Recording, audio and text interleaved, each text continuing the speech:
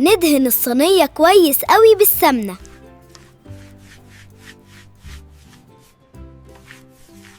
ونضيف نص كمية الكنافة ونوزع عليها السمنة الدايبة، ونضغط عليها قوي بكيس نايلون أو بإيدك زي ما تحبي. حابة تضيفي حشو؟ تمام.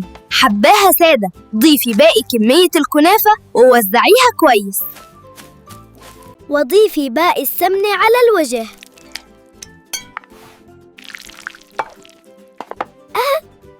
وندخلها الفرن على حرارة 180، ونشغل الشواية على الهادي.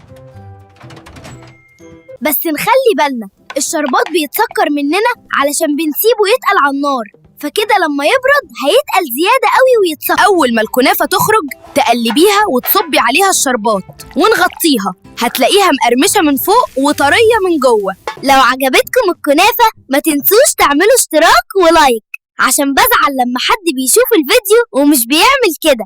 تعالوا كلوا معانا، سلام مؤقت.